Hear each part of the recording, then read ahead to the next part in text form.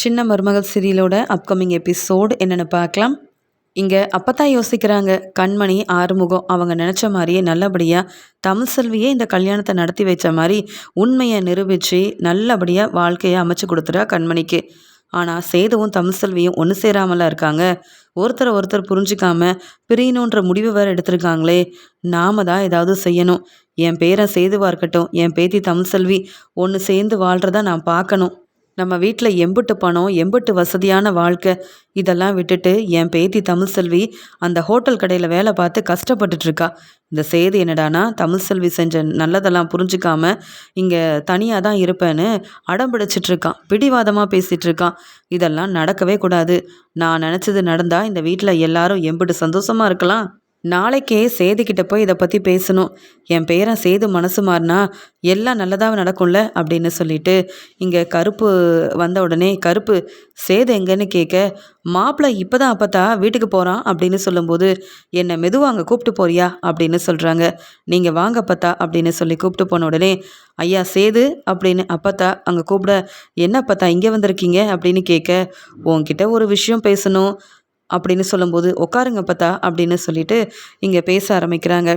ஐயா சேது, கண்மணியோட கல்யாணம் நடந்ததை பற்றி நீ என்ன நினைக்கிறேன்னு கேட்க, அப்பத்தா கண்மணி விருப்பப்பட்ட வாழ்க்கை கிடைச்சது எனக்கு ரொம்ப சந்தோஷம்தான் அப்படின்னு சேது சொல்லும்போது, உன் வாழ்க்கையை பற்றி எப்போ சேது யோசிக்க போகிறேன்னு கேட்குறாங்க அப்பத்தா. என் வாழ்க்கையை பற்றி யோசிக்க என்ன இருக்குது, நான் சந்தோஷமாக தானே அப்பத்தா இருக்கேன்னு சொல்லும்போது, நீ மட்டும் சந்தோஷமாக இருந்தால் போதுமா சேது? தமிழ் செல்வி நம்ம வீட்டு மருமக, அவ கூட நீ ஒன்று சேர்ந்து வாழ்ந்தாதான் நானும் சந்தோஷமாக இருக்க முடியும், நான் நிம்மதியாகவும் இருக்க முடியும். உன் வீட்டில் எல்லாரும் உன்னை நினச்சி கஷ்டப்படுறத நீ கொஞ்சமாவது யோசிச்சு பார்த்தியான்னு கேட்க, அப்பத்தா என் வாழ்க்கையை பற்றி நான் தான் முடிவெடுப்பேன், நீங்கள் இதெல்லாம் யோசிக்காதீங்கன்னு நான் சொல்லியிருக்கேன்ல, அதுவும் அந்த தமிழ் செல்வி கூட நான் ஒன்று சேர்ந்து வாழணுமா அப்படின்னு கேட்குறாரு சேது. உடனே அப்பத்தா, இப்போ நீ என்ன சொல்ல வர? தமிழ் செல்வியை ஏற்றுக்கிட்டு நீங்கள் 2 பேரும் ஒன்று சேர்ந்து வாழணும்னு இந்த அப்பத்தா ஆசைப்படுறேன். இதுக்கு நீ சம்மதம் சொல்வியா இல்லையா? என்னை பற்றி உனக்கு தெரியும்ல சேது, எனக்கும் வயசாயிட்டே இருக்குது. எப்போ வேணாலும் என்ன வேணாலும் ஆகலாம். நீங்கள் சந்தோஷமாக இருக்கிறத பார்த்தா அப்பத்தா கொஞ்சம் நிம்மதியாக இருப்பேன்ல. உன் வாழ்க்கையை பற்றி யோசிச்சு எனக்கு எதுவும் ஆயிருமோன்னு கொஞ்சம் பதட்டமாக இருக்குது அப்படின்னு சொல்ல, அப்பத்தா நீங்கள் என்னெல்லாம் பேசி என் மனசை மாற்றுவீங்கன்னு எனக்கு நல்லா தெரியும். உங்களுக்கு எதுவுமே ஆகாது அப்பத்தா. அது மட்டும் இல்லை, நீங்கள் சொன்னீங்கன்னா என்னால் மனசு மாற முடியாது. தமிழ் செல்வி என்னை நம்ப வச்சு ஏமாத்திருக்கா.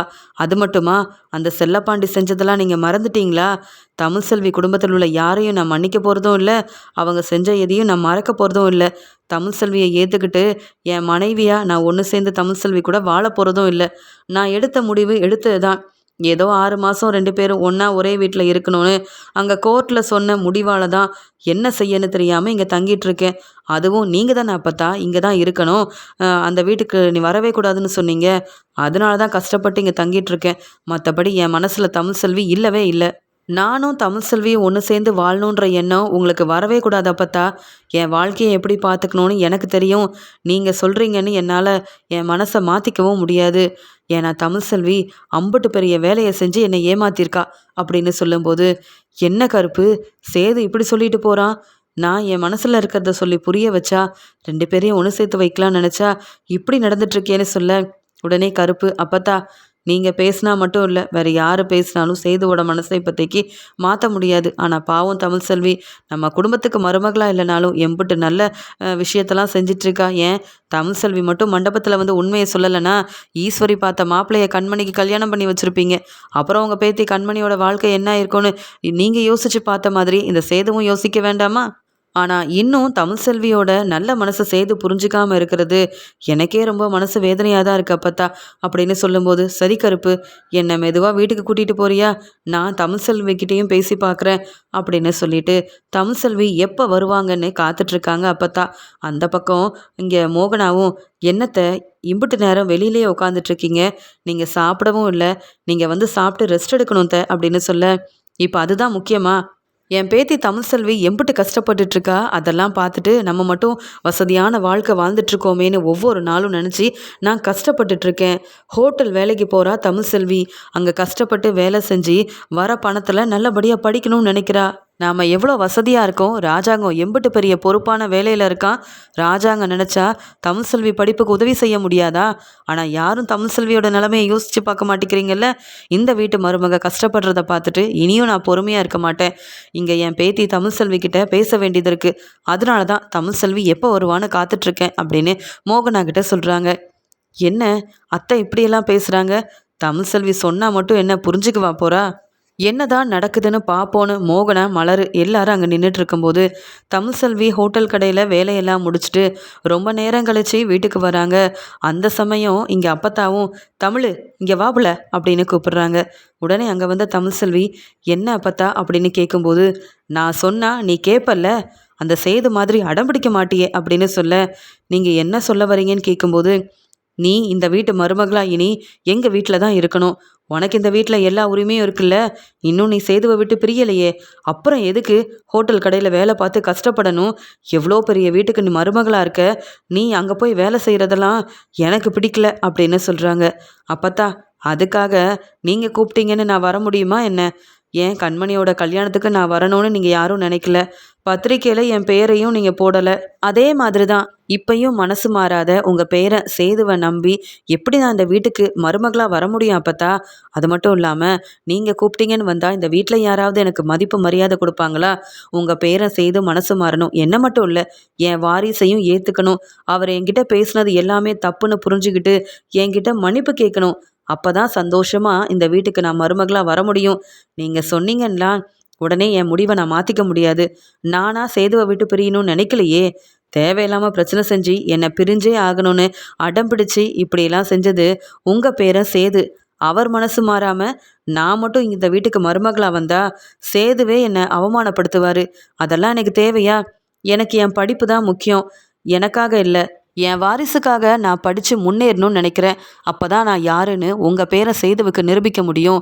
எவ்வளோதான் இந்த வீட்டுக்குன்னு நான் நல்லது செஞ்சாலும் என்ன புரிஞ்சிக்காத உங்கள் பேரனுக்காகலாம் இந்த வீட்டுக்கு நான் மருமகளாக வர முடியாது. நீங்கள் சேதுக்கிட்ட பேசி புரிய வைங்க.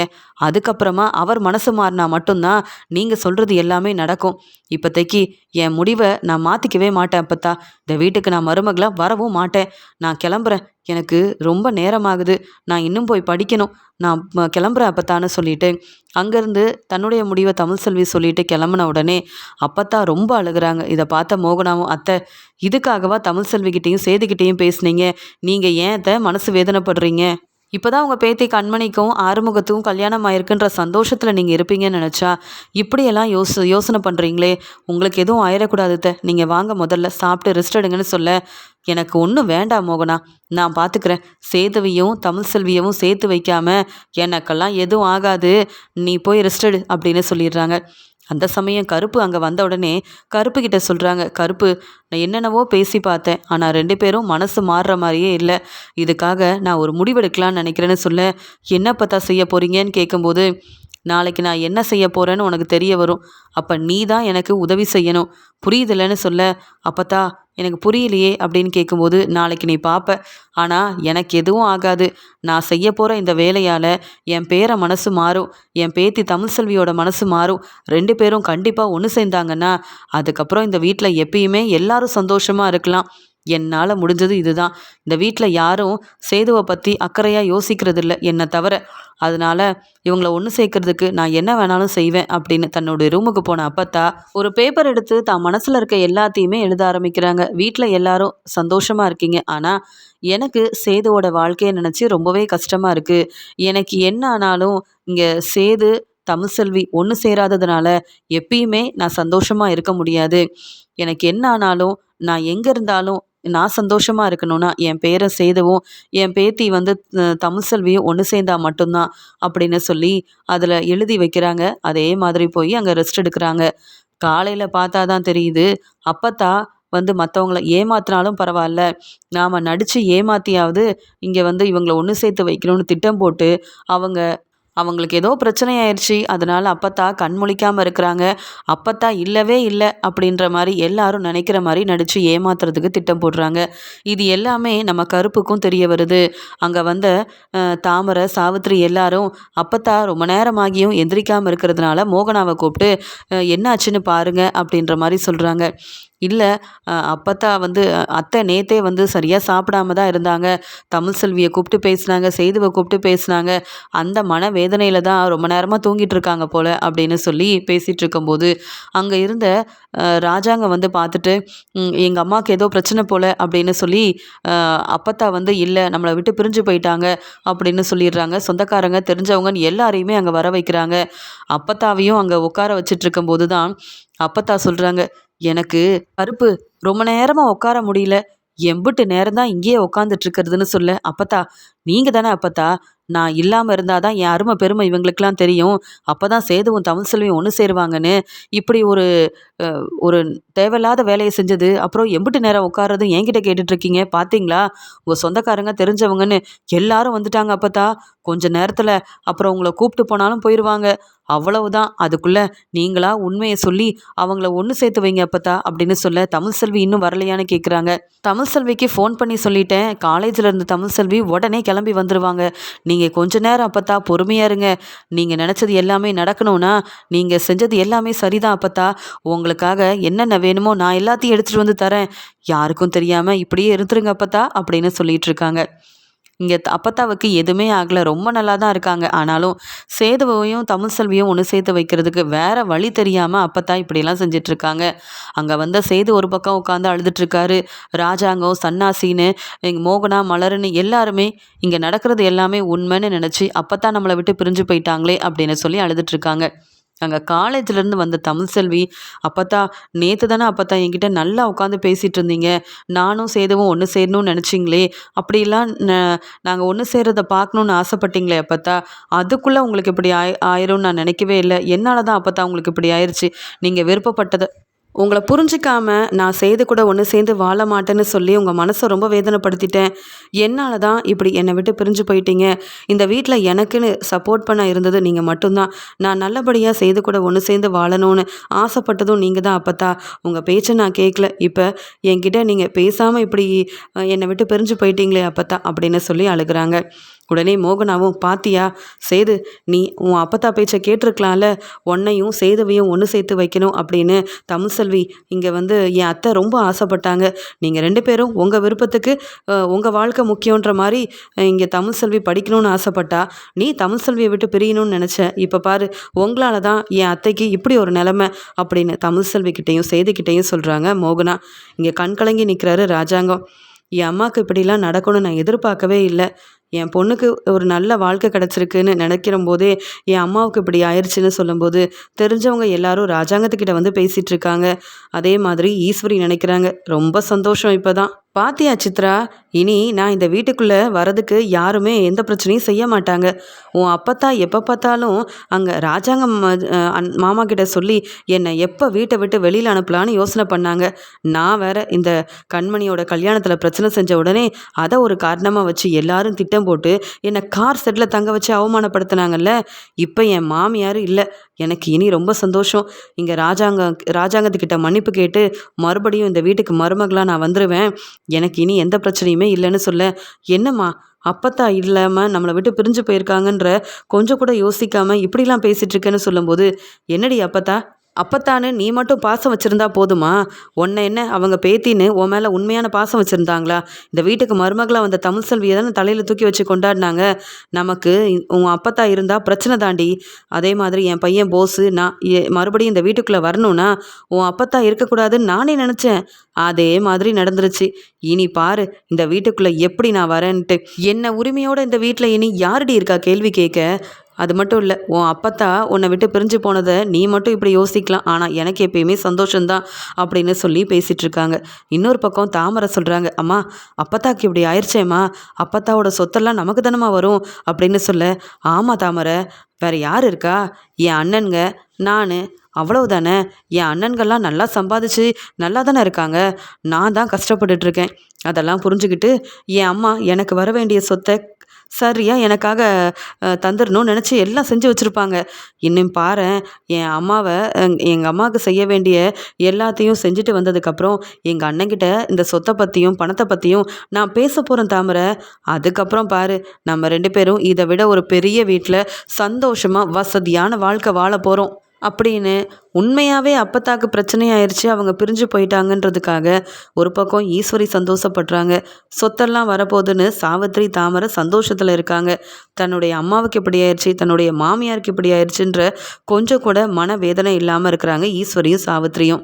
அப்பத்தா ரொம்ப நேரமாக உக்காந்துட்டு இருந்ததுனால அப்பத்தாவால் இதுக்கு மேலே உட்காரவே முடியாது. பேசாமல் என் பசங்க எல்லாரும் அழுதுட்ருக்காங்க. என் பேத்தி தமிழ்செல்வி, சேதுன்னு எல்லாரும் எம்புட்டு அழுகுறாங்க. உண்மையாகவே இவங்க எல்லாரும் என் மேலே பாசம் வச்சுருக்காங்க. எனக்கு எந்த பிரச்சனையும் ஆகலைன்னு சொல்லிடலாமா அப்படின்னு அப்பத்தா நினைக்காங்க. அந்த சமயம் அங்கே வந்த கருப்பு, அப்பத்தா நீங்கள் எழுதி வச்சிங்கல்ல ஒரு பேப்பரு, அதை எடுத்துகிட்டு வந்து ராஜாங்க ஐயா கிட்ட காமிக்கிறேன். அதெல்லாம் பார்த்தாதான் இங்கே சேது மனசு மாறுவான் அப்பத்தா அப்படின்னு சொல்லும்போது, முதல்ல அதை செய். ரொம்ப நேரமாக என்னால் இப்படியே உட்காந்துட்ருக்க முடியாது. வந்தவங்களெல்லாம் அனுப்பி வச்சுட்டு கொஞ்ச நேரம் நான் நல்லா ரெஸ்ட் எடுக்கணும் அப்படின்னு சொல்ல, சரியாக தான் பேசுகிறீங்க அப்பத்தா. நீங்கள் செய்கிற இந்த பிரச்சனையால் உண்மையெல்லாம் தெரிஞ்சால் இன்னும் ராஜாங்க மாமா என்ன முடிவெடுப்பாரோ தெரியல. ஆனால் நீங்கள் ஒரு நல்லதுக்காக தானே இப்படி செஞ்சுருக்கீங்க அப்படின்னு சொல்லிட்டு அப்பத்தா ரூமுக்கு இங்கே வந்து கருப்பு அழுதுகிட்டே போகிற மாதிரி போகிறாங்க. அங்கே வந்து அப்பத்தா சேதுவுக்கு தெரியணும்னு எழுதி வச்சு அந்த பேப்பரை எடுத்துகிட்டு வராங்க. வந்த உடனே, பாத்தியா சேது, உன் அப்பத்தாவுக்கு இப்படிலாம் ஆகும்னு தெரிஞ்சிருந்து என்னெல்லாம் எழுதி வச்சுருக்காங்கன்னு பாரு அப்படின்னு சொல்லி சேதுக்கிட்ட காமிக்க, அப்பத்தா என்னை மன்னிச்சிருங்க அப்பத்தா, உங்களுக்கு இப்படி ஆகும்னு முன்னாடியே தெரிஞ்சிருந்தா நான் என் மனசை மாற்றிக்கிட்டு நான் பிடிவாதம் பிடிக்காமல் தமிழ்செல்வி செஞ்சது எல்லாத்தையும் மன்னிச்சு நான் வந்து நாங்கள் 2 பேரும் ஒன்று சேர்ந்து வாழ்ந்திருப்போம் அப்பத்தா. நான் செஞ்சது பெரிய தப்பு தான் அப்பத்தா அப்படின்னு சொல்லி சேது வந்து அழுதுட்ருக்காரு. உடனே அது என்ன அப்பத்தா வந்து எழுதி வச்சிருக்கிறாங்கன்னு ஒவ்வொருத்தரும் வாங்கி பார்க்க ஆரம்பிக்க, உடனே சன்னாசி சொல்கிறாரு, பாத்தியாப்பா சேது, உன் வாழ்க்கை மேலே என் அம்மாவுக்கு எவ்வளோ அக்கறை, எவ்வளோ பாசம் இருந்திருக்குன்னு. இனியாவது நீ புரிஞ்சுக்கிட்டு நீங்கள் 2 பேரும் ஒன்று சேர்ந்து வாழ்ந்தாதான் எங்கள் அம்மா நம்மளை விட்டு பிரிஞ்சாலும் அவங்க அங்கே சந்தோஷமாக இருப்பாங்க.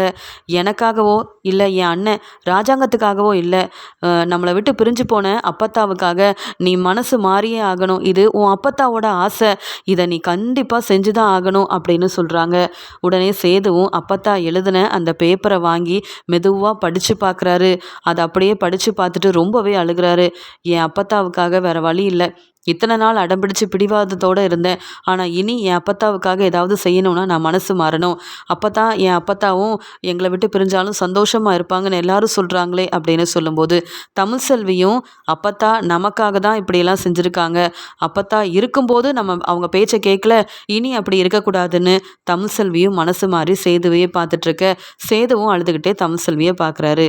உடனே சாவித்திரி சொல்கிறாங்க, அண்ணே என்னண்ணே, அம்மா இப்போ இல்லை, அம்மா நம்மளை விட்டு பிரிஞ்சு போயிட்டாங்க.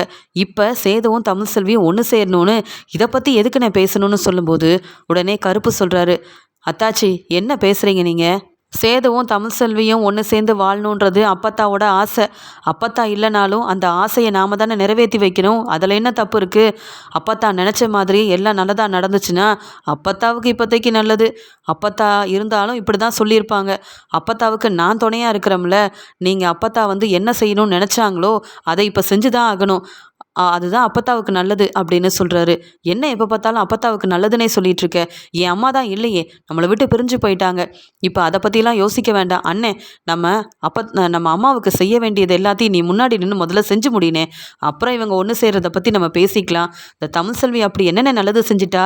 நம்ம வீட்டில் உள்ள எல்லாரையும் அவமானப்படுத்தணும்னு மாசமாக இருக்கிறதா பொய் சொல்லி ஏமாத்தினால நீ தமிழ்செல்வியை மருமகளாக இந்த வீட்டுக்கு கூட்டிகிட்டு வந்து தலையில் தூக்கி வச்சு கொண்டாடின. ஆனால் தமிழ்செல்வி வீட்டில் உள்ள எல்லாரும் நம்மளை ரொம்ப தலகுனிய வச்சுட்டாங்க. அந்த செல்லப்பாண்டி உன் பேரை சொல்லி எல்லார்கிட்டையும் பணத்தை வாங்கி ஏமாத்திட்டு இப்போ உள்ளே இருக்கான். இந்த தமிழ்செல்வி என்னடானா நல்ல பேர் வாங்கணும், இந்த பணம் சொத்து எல்லாமே அவள் குடும்பத்துக்கு வரணுன்றதுக்காக தான் மாசமாக இருந்ததா பொய் சொல்லி ஏமாத்திட்டு இருந்தாலே, இது எல்லாத்தையும் நீ மறந்துட்டியா அப்படின்னு கேட்குறாங்க. உடனே இங்கே சேது சொல்கிறாங்க, நானே தமிழ்செல்வி செஞ்ச எல்லாத்தையும் மறந்துட்டேன், போதுமா? அது என் வாழ்க்கை, என்ன முடிவெடுக்கணும்னு எனக்கு தெரியும் அத்தை. நீங்கள் இதை பற்றி பேச வேண்டாம். என் அப்பத்தா எனக்காக எவ்வளோ உதவி செஞ்சுருக்காங்க, என் வாழ்க்கை நல்லா இருக்கணும்னு நினச்சிருக்காங்க. அவங்களுக்கு நான் பெருசாக எதுவுமே செய்யலை.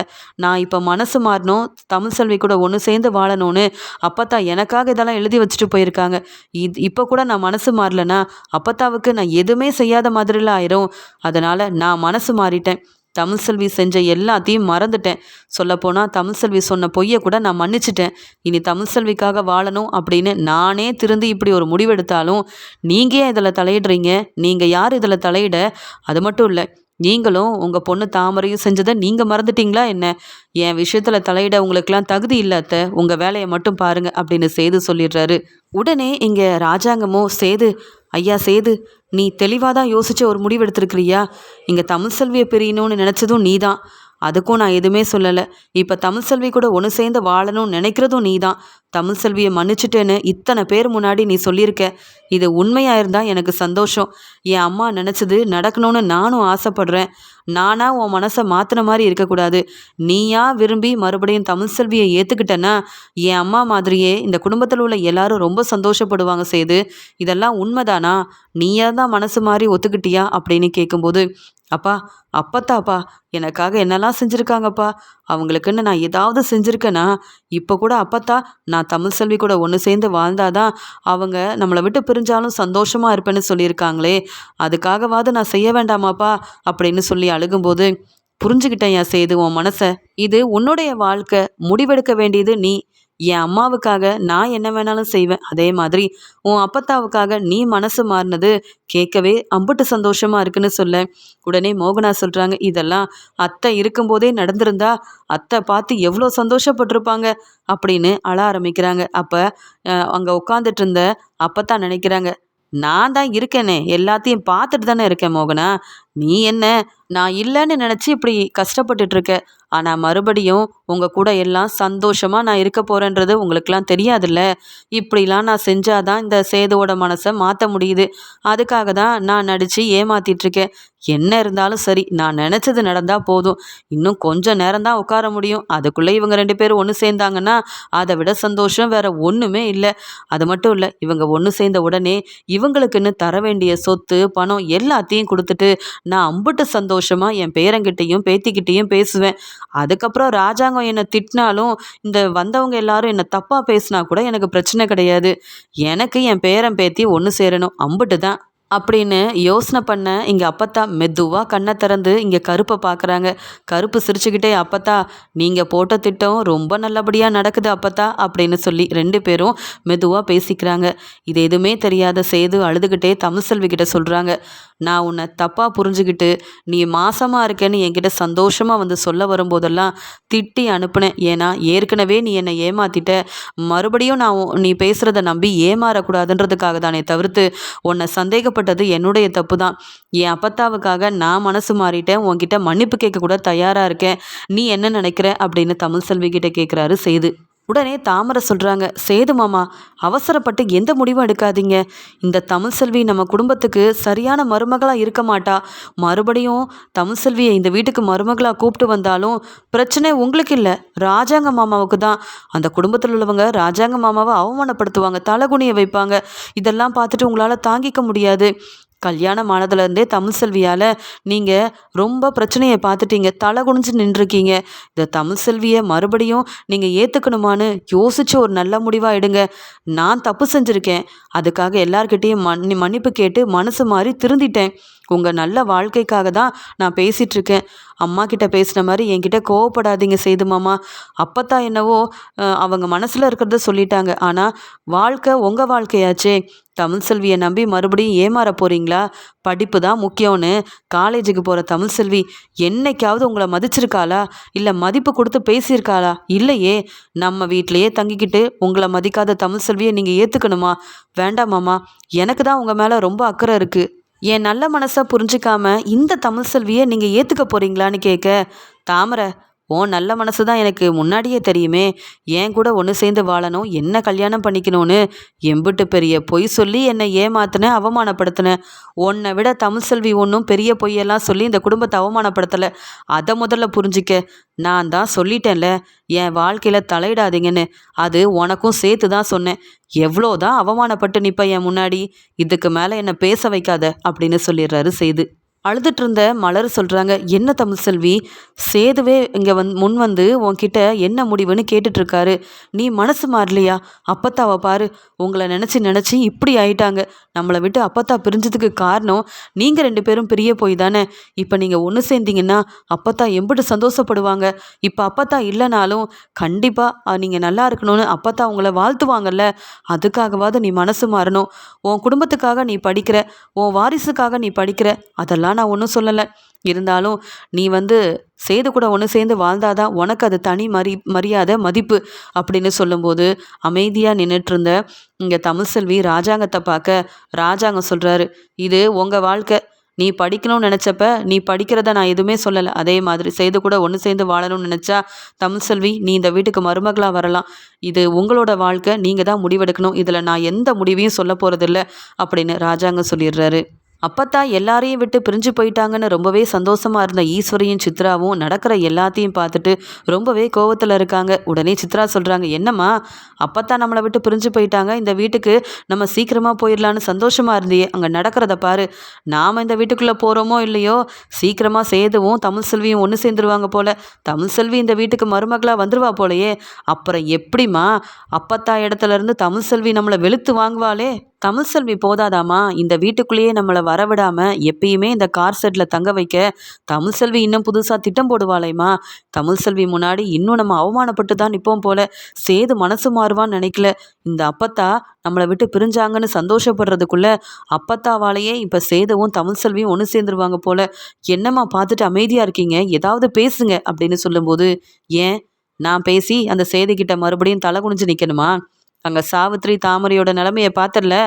இங்கே சேதுவும் தமிழ்செல்வியும் ஒன்று சேரக்கூடாதுன்னு அவங்க 2 பேரும் பேசினாங்களே, கொஞ்சமாவது அந்த சேது கேட்டானா, மதிப்பு கொடுத்தானா, அதே நிலைமை தாண்டி நம்மளுக்கும் வரும். பொறுமையாக என்ன நடக்குதுன்னு பார்ப்போம். இந்த கார் செட்டில் என்னால் தங்க முடியாது. அதுக்காக நான் என்ன வேணாலும் செய்வேன். இந்த தமிழ்செல்வி எப்படி இந்த வீட்டுக்கு மருமகளாக வந்தாலும் அவளை எப்படி இந்த வீட்டை விட்டே வெளியில் அனுப்பணும்னு எனக்கு தெரியும். நீ அமைதியா இரு அப்படின்னு சொல்லி பேசிட்டு இருக்காங்க ஈஸ்வரி. அந்த சமயம் நல்லா யோசிச்ச தமிழ்செல்வி தன்னுடைய குடும்பத்தை பற்றியும் தன்னுடைய வாரிசை பற்றியும் யோசித்தது மட்டும் இல்லாமல் அப்பத்தா நேற்று நம்மக்கிட்ட பேசி நமக்கு நல்லது செய்யணும்னு நினச்சாங்க. ஆனால் அப்பத்தா இன்னைக்கு இல்லை. அதுக்கு காரணம் நான் தான். ஆனால் அப்பத்தா ஆசைப்பட்டதை நம்ம செய்யணும். சேதுவே மனசு மாறினதுக்கப்புறம் நான் மனசு மாறாமல் இருந்தால் சரிப்பட்டு வராது. இத்தனை நாள் என்னை இவங்க எல்லாருமே புரிஞ்சிக்கலன்னு நினச்சி தானே இந்த வீட்டு மருமகளாக வரக்கூடாதுன்னு நினச்சேன். சேது மனசு மாறி நான் சொன்ன பொய்யை மன்னிச்சு என்ன மனைவியாக ஏற்றுக்கணும்னு நினைக்கும்போது நானும் ஒத்துக்கிறதுல தப்பு இல்லை. அப்பத்தா நினச்சது எல்லாமே நடக்கும்னு சொல்லிட்டு சேதுக்கிட்ட தமிழ்செல்வி மன்னிப்பு கேட்குறாங்க. என் குடும்பத்துக்காக தான் நான் மாசமாக இருக்கிறதா பொய் சொன்னேன். ஆனால் இப்போ உண்மையாகவே இந்த வீட்டோட வாரிசை நான் சுமந்துட்டுருக்கேன். நீங்கள் என்னை மட்டும் ஏற்றுக்காம நம்ம வாரிசையும் ஏற்றுக்கிட்டு என்னை நல்லா பார்த்துக்கிறீங்கன்னா கண்டிப்பாக இந்த வீட்டு மருமகளாக நான் வருவேன் அப்படின்னு சொல்லி ஒத்துக்கிறாங்க.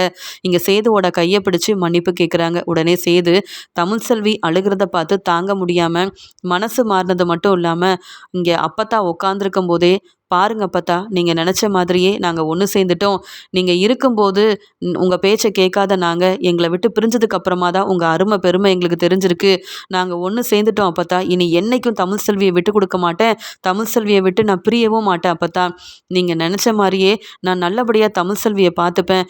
இந்த வீட்டு என் வாரிசை சுமக்கிற தமிழ்செல்வியை நான் என்றைக்குமே பிரியணும்னு நினைக்கவும் மாட்டேன் அப்பத்தா.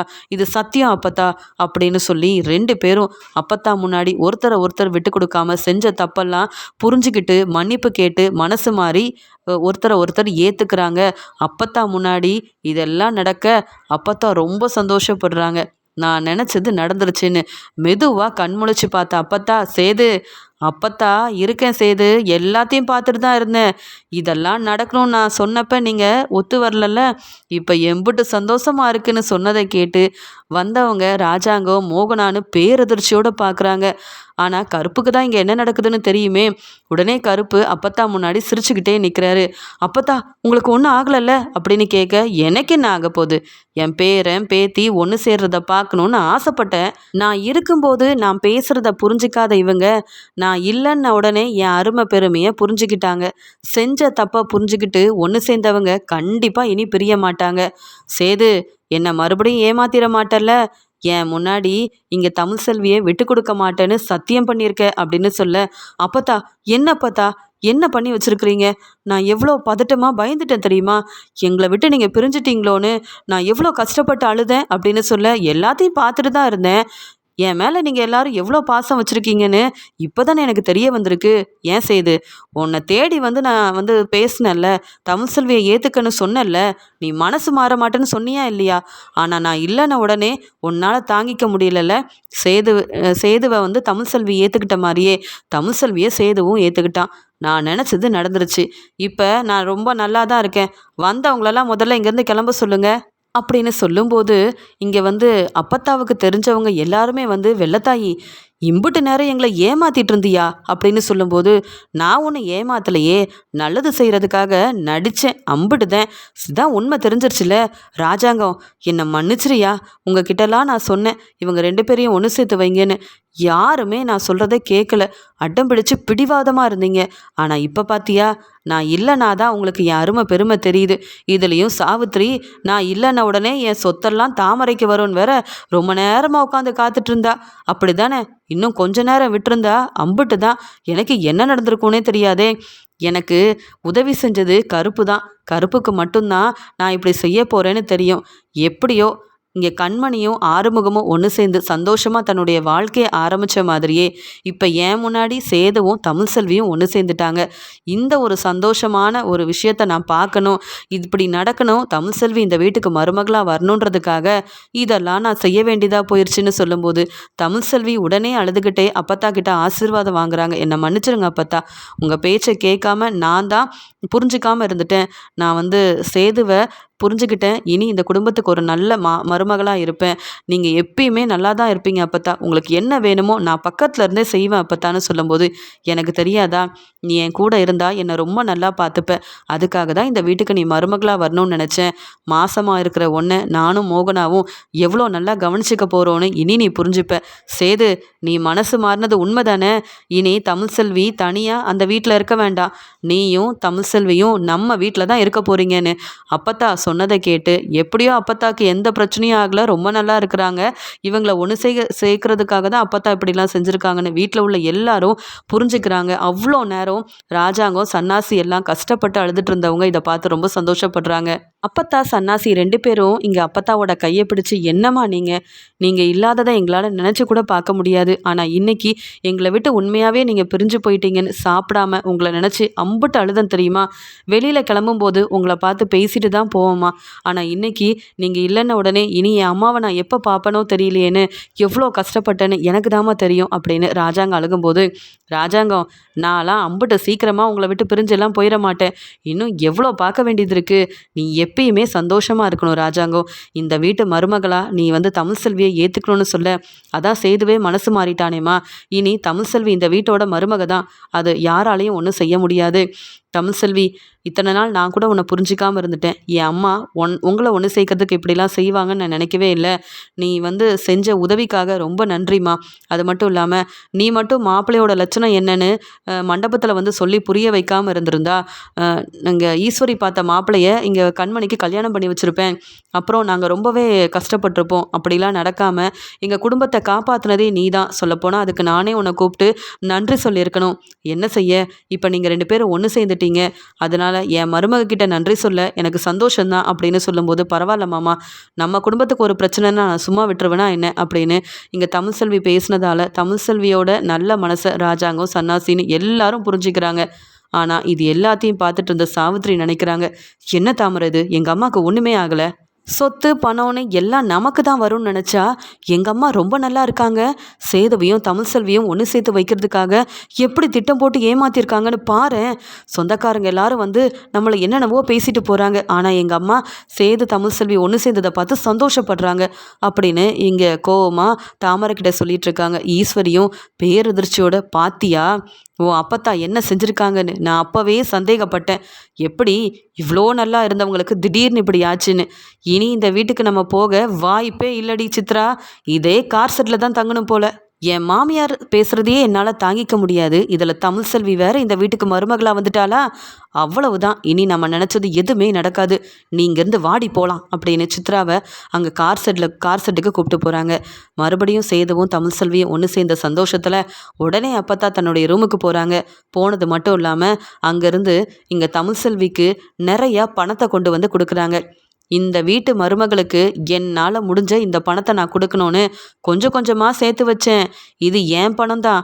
சேது சீக்கிரமாகவே என் பேத்தி தமிழ்செல்விக்கு சேர வேண்டிய சொத்தையும் நான் தரப்போகிறேன்னு சொல்ல, உடனே தமிழ்செல்வி எனக்கு எதுக்கு அப்பத்தா இதெல்லாம்னு கேட்க, ஏன் என் பேத்திக்கு நான் தரக்கூடாதா என்ன? நான் இருக்கும்போதே எல்லாத்தையும் உங்களுக்கு செய்யணும்னு நினைக்கிறேன். அதெல்லாம் வேண்டான்னு நீ சொல்லவே கூடாது. புரியுதா? இதை உன் படிப்பு செலவுக்காக நீ வச்சுக்கணும். இனி இந்த வீட்டு மருமகளானதுக்கப்புறமா ஹோட்டல் கடையில் போய் வேலை பார்க்குறது, கஷ்டப்பட்டு வேலை செய்கிறதுன்னு எந்த வேலையும் செய்யக்கூடாது. மாசமாக இருக்கிற உன்னை நாங்கள் எம்புட்டு நல்லா பார்த்துக்க போகிறோன்னு இனி நீ பார்க்க தானே போகிற. இதெல்லாம் உன் படிப்பு செலவுக்காக சேதுவும் தரலை, ராஜாங்கமும் தரலை. இது என் பணத்தை உனக்காக நான் தரேன், வாங்கிக்க அப்படின்னு அப்பத்தா சேதுவையும் தமிழ்செல்வியவும் ஒன்று சேர்த்து வச்சது மட்டும் இல்லாமல், மறுபடியும் தமிழ்செல்வி இங்கே ராஜாங்க வீட்டுக்கு சின்ன மருமகளாக சந்தோஷமாக வந்ததுனால அப்பத்தா அவங்களுக்காக சேர்த்து வச்சிருந்த பணத்தை தமிழ்செல்வி கிட்ட கொடுத்து ரொம்ப சந்தோஷமாக சேதுவையும் தமிழ்செல்வியும் ஒன்று சேர்த்து வச்ச நிம்மதியோடு இருக்கிறாங்க. இதை பார்த்து அப்பத்தா கருப்பு கிட்ட சொல்கிறாங்க, பாத்தியா கருப்பு, இதெல்லாம் வேண்டான்னு சொன்னியே, இப்படிலாம் நான் செய்ய போய் தான் இங்கே சேதுவையும் தமிழ்செல்வியவும் ஒன்று சேர்த்து வச்சுருக்கேன். எப்படியோ என் வீட்டில் எல்லாரும் சந்தோஷமாக இருந்தால் அதுவே போதும்னு சொல்ல, அப்பத்தா குடும்பத்தெல்லாம் ஒன்று சேர்த்து வச்சிட்டிங்க அப்பத்தா, உங்கள் புத்திசாலித்தனம் யாருக்குமே வராது அப்படின்னு சேது தமிழ்செல்வியோட மனசை மாற்றி சேதுவையும் தமிழ்செல்வியவும் ஒன்று சேர்த்து வச்ச அப்பத்தாவை கருப்பு ரொம்ப பாராட்டி பேச, இங்கே நடந்த ஒவ்வொன்றையும் பார்த்து அப்பத்தா ரொம்ப சந்தோஷப்படுறாங்க.